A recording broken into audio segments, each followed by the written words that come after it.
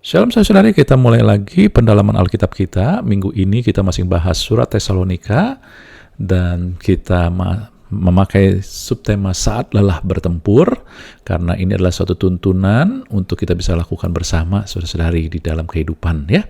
Kita belajar dari kebenaran firman. Surat Tesalonika adalah surat yang ditulis untuk jemaat yang benar-benar dalam tekanan yang luar biasa.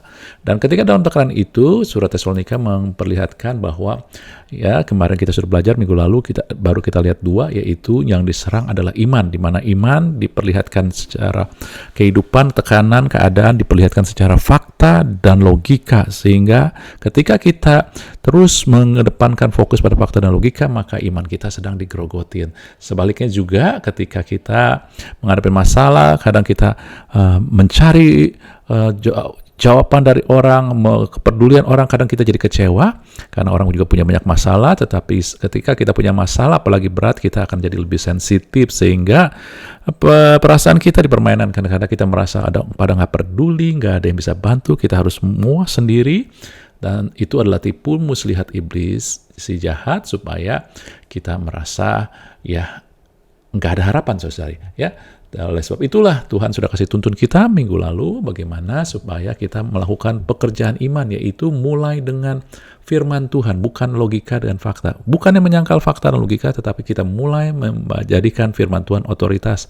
Cari firman Tuhan bagi persoalan, bagi masalah kita, kemudian kita mulai hadapi fakta dan logika itu. Tentang terisolasi kesendirian itu adalah serangan terhadap kasih. Anda merasa nggak dikasihi, tetapi justru Anda harus tahu bahwa Anda dikasihi. Oleh sebab itu, langkah yang harus kita lakukan adalah peduli orang lain.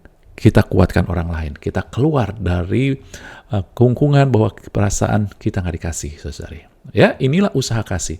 Pekerjaan iman berhubungan dengan posisi, karena pekerjaan adalah karena Anda melakukan pekerjaan karena posisi Anda, dan posisi kita adalah anak Allah. Inilah anak Allah berfokus yang pertama adalah pada firman Allah. Kalau usaha kasih adalah pada tujuan. Anda punya tujuan, maka Anda berusaha. Dan tujuan kita adalah mewakili Allah di muka bumi ini, saudara-saudari. Amin. Dan inilah yang menjadi tema sentral di dalam surat Tesalonika, yaitu ada di 1 Tesalonika 1 ayat 3, yaitu pekerjaan iman, usaha kasih, dan yang terakhir hari ini kita bahas adalah ketekunan pengharapan. Oke, kita bahas dulu sebelumnya tentang ketekunan pengharapan. Sementara kalau saya mau kasih tahu dulu kesendirian ataupun keterisolasian ini adalah suatu serangan terhadap kasih, saudari. Ya, nah sebelum kita melihat bagaimana dunia ataupun masalah menyerang pengharapan kita lihat dulu definisi iman. Iman adalah dalam Ibrani katakan dasar dari segala sesuatu yang kita harapkan dan bukti dari segala sesuatu yang kita lihat. Jadi dengan kata lain, ketika Anda dan saya tidak punya harapan, maka iman tidak dibutuhkan. Karena iman dibutuhkan kalau Anda punya harapan. Oleh sebab itulah, saudara, serangan terhadap iman juga serangan terhadap harapan. Serangan terhadap harapan, serangan terhadap kasih. Iman Anda dan saya. Kemudian juga di dalam firman Tuhan, Roma 5 ayat 5, dengan terjemahan bahasa Indonesia sehari-hari, harapan. Yang seperti ini, yang seperti gimana? Kita akan lihat, tidak akan mengecewakan.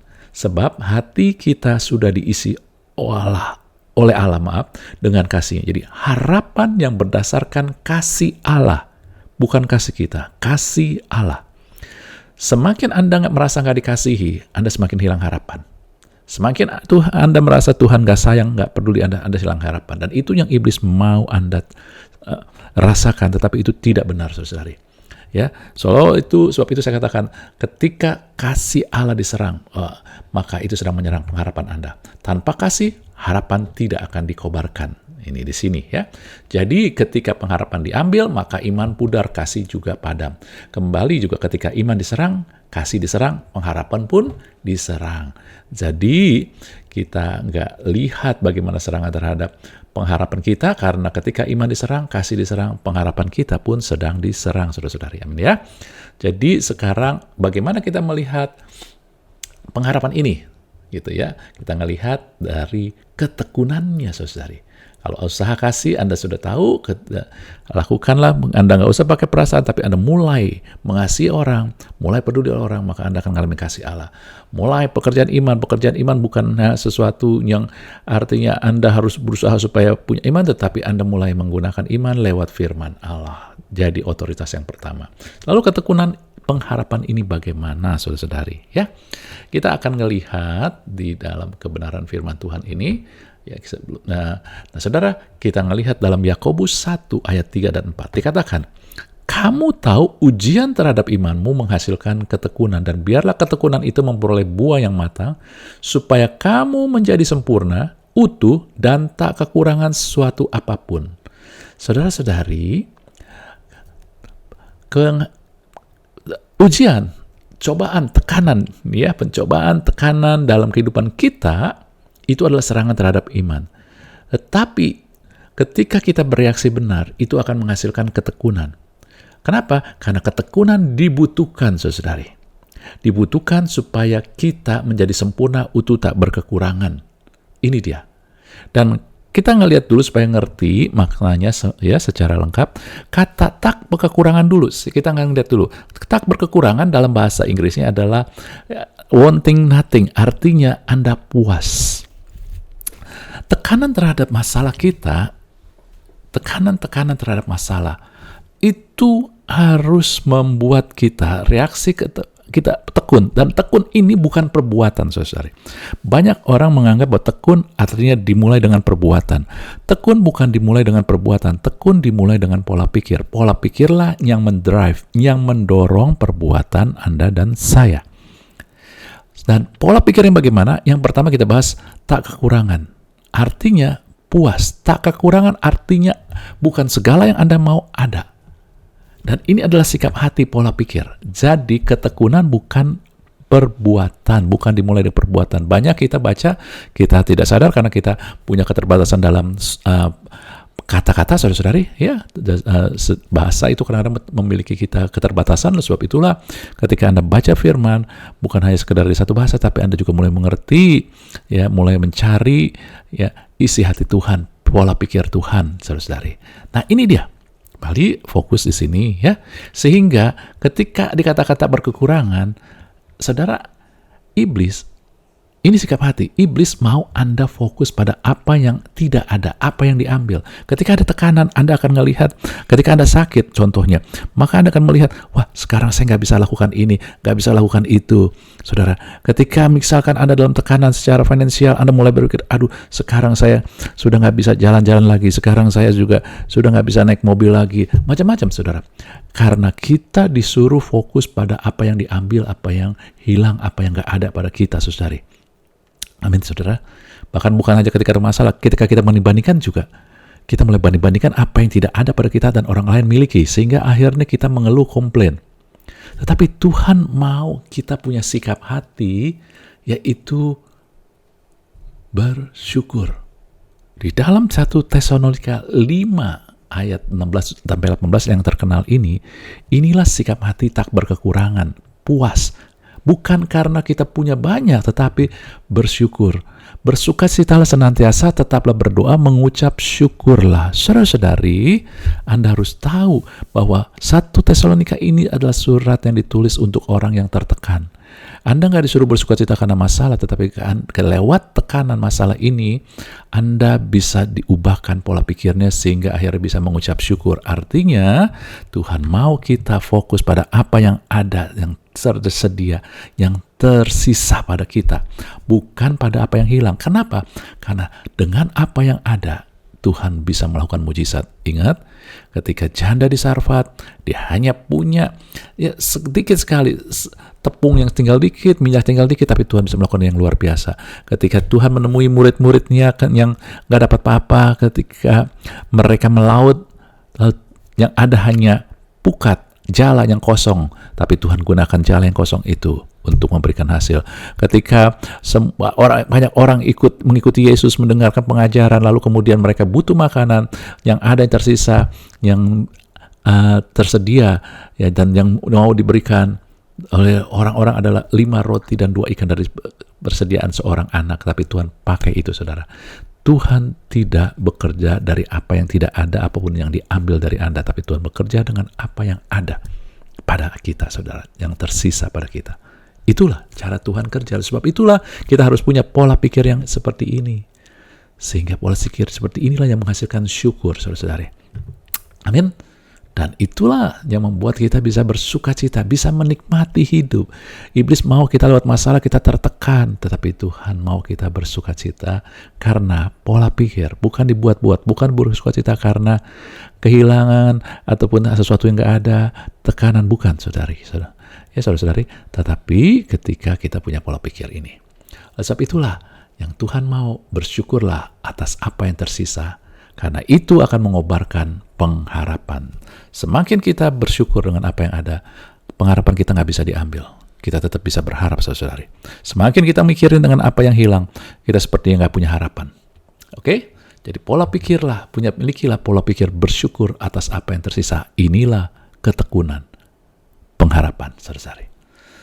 Bukan dimulai dengan tindakan, tetapi mulai dengan pola pikir. Karena pola pikirlah yang tidak bisa dibohongin. Kita bisa bertindak, tetapi pola pikir kita enggak, itu percuma, saudari. Kemudian dalam tadi kembali pada Yakobus 1 ayat 3 dan 4 dikatakan, ujian itu terhadap iman menghasilkan ketekunan, pola pikir yang baru. Karena kalau kita nggak berubah, kita akan sengsara. Tapi pola pikir itu datang dari firman Tuhan, tuntunan firman Tuhan, dan Tuhan kasih tuntunan bahwa supaya kamu menjadi sempurna. Saudara-saudari, kata sempurna ini adalah teleos. Teleos ini ataupun telos artinya komplit. Itulah yang Yesus katakan di dalam kata tetelestai. Komplit ini artinya lengkap agar tujuan tercapai. Ketika Yesus berkatakan tetelestai artinya sudah selesai, semua rencana, tujuan sudah tercapai. Sehingga sempurna di sini, saudara, bukan Anda jadi orang sempurna, bukan keadaan sempurna, tetapi Anda ketika Anda tekun, Anda punya pola pikir tekun, maka Anda akan mencapai tujuan. Itu cukup untuk mencapai tujuan yang Tuhan sediakan. Amin ya. Kemudian kata utuh di sini, saudara-saudari, adalah dari kata holekleros. Holekleros ini maknanya adalah Anda utuh menerima bagian yang sudah disediakan buat Anda. Jadi bukan bagian orang lain, menerima seluruh warisan bagian kita. Ya, jadi Anda nggak usah ngiri, tetapi setiap kita sudah disediakan satu warisan atau bagian buat kita. Dan ketika kita tekun, pola pikir tekun ini, maka kita akan terima seutuhnya.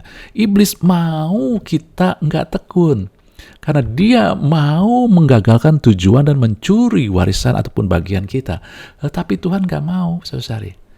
Makanya di dalam firman Tuhan 2 Tesalonika 1 ayat 11 ayat 12, lihatlah saudari ya.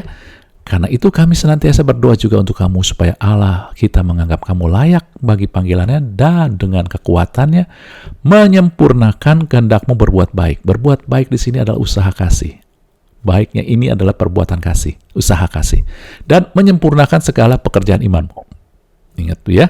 Kalau firman Tuhan bilang menyempurnakan, artinya sudah ada atau belum usaha kasih ataupun iman ini.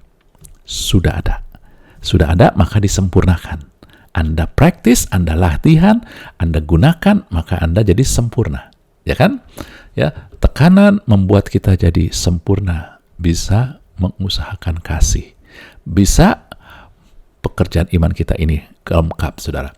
Sehingga nama Yesus Tuhan kita dimuliakan di dalam kamu dan kamu di dalam Dia. Inilah hasil dari ketekunan pengharapan, saudara-saudari. Yang mau disampaikan adalah begini. Iblis mau menggagalkan tujuan mencuri warisan kita, tetapi Tuhan mau mempermuliakan kita berdasarkan kasih karunia-Nya. Ketekunan pengharapan inilah Tuhan mau mempermuliakan kita, sehingga kita ada di dalam Dia, Dia di dalam kita. Amin, saudara.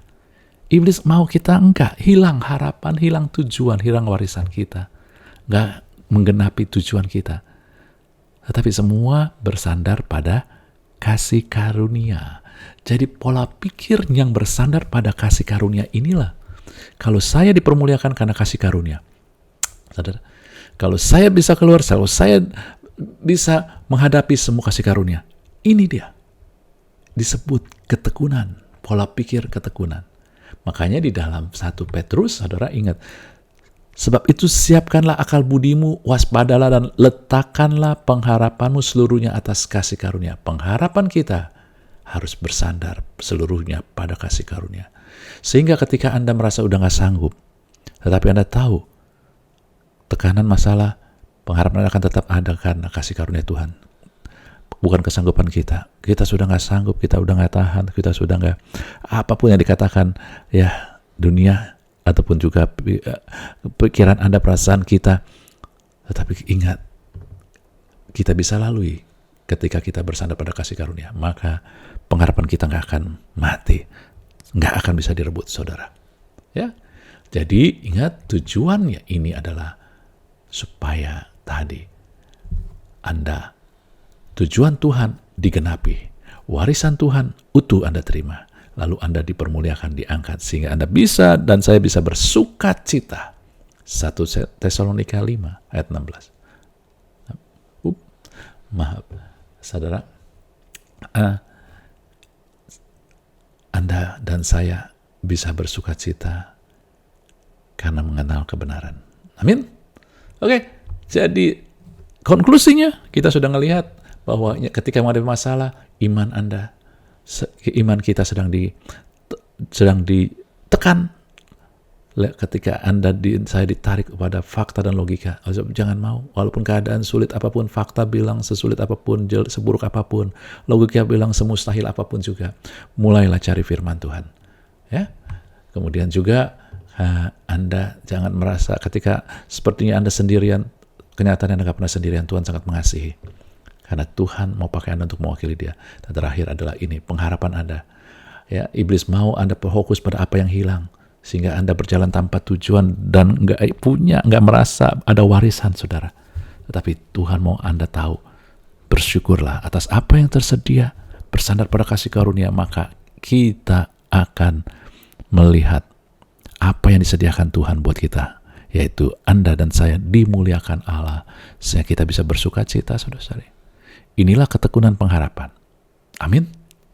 Saudara-saudari, renungkan semua itu, dan kiranya Anda dan saya, ataupun siapapun juga yang mendengar kebenaran ini, bisa berjalan sama-sama, kita resapin sehingga kita nggak lagi mengeluh terhadap tekanan masalah, tetapi mulai mengubah pola pikir kita, saudara. Karena kita tahu apa yang sedang terjadi, dan kita tahu apa yang disediakan Allah. Amin. Haleluya. Tuhan berkati kita.